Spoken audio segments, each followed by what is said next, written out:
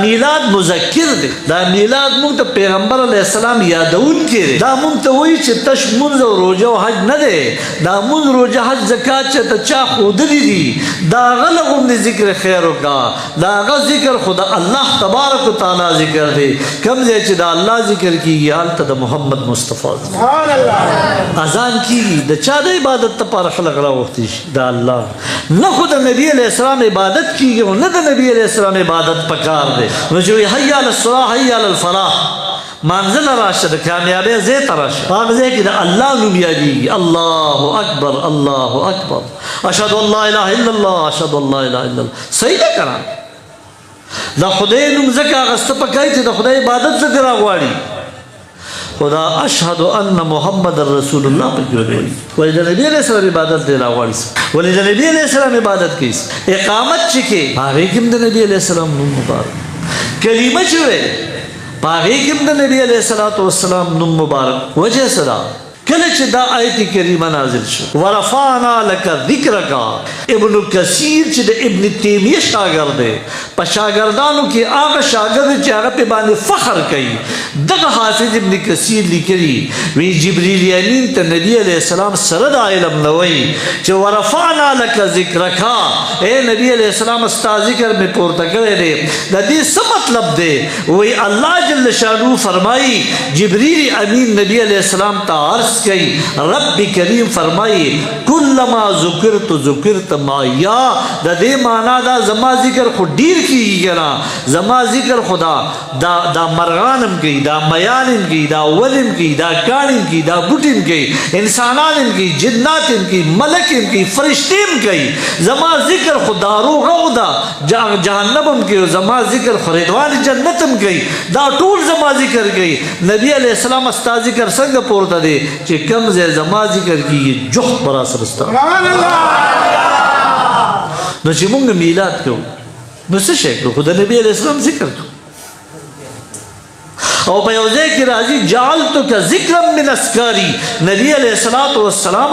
زما ذکرونه خو ډېر دي کله به څوک وي یا الله یا رحمانو یا رحیمو یا جبارو یا ستارو یا قهارو کله به څوک وي لا اله الا الله کله به قرآن کوي دام د الله ذکر دی کله به مونځ کوي دام د الله ذکر دی په اذان کې د الله ذکر دی په اقامت کې د الله ذکر دی دا تمام په تلبیه کې د الله ذکر دی په حج کې د الله ذکر کر دے زما ذکرونه خو ډیر کیږي او اے نبی علیہ الصلوۃ والسلام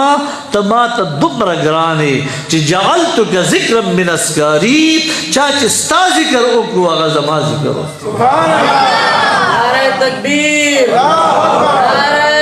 رسالہ یا رسول اللہ مفتی فضل جمیل رضی صاحب کلما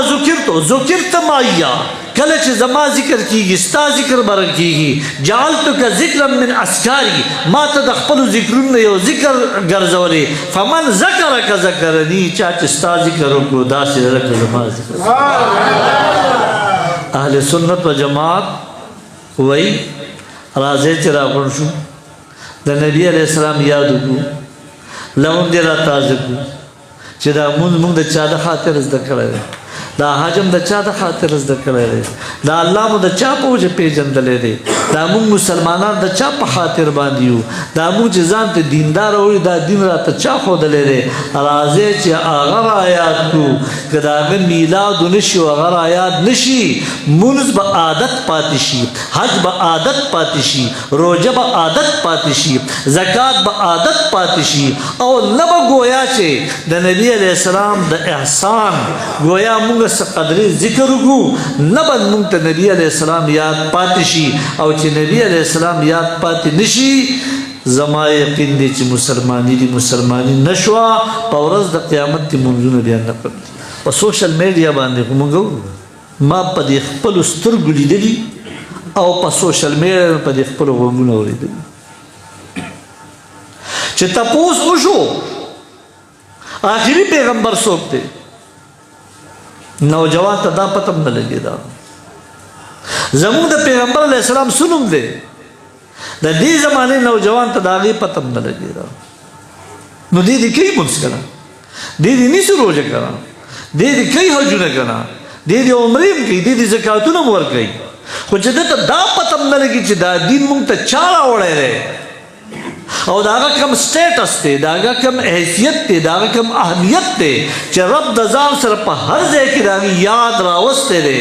نو دا د مسلماني او مونځونه روژې حجونه بېکاره شو ځکه میلاد شریف مونږ ولیکو دا مذکر دی دا یادونکی دی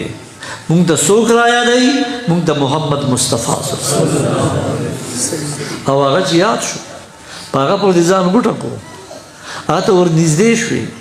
د هغه ذکر خیر دې وکړو یقینا دنیا دې مباد آخرت دې مباد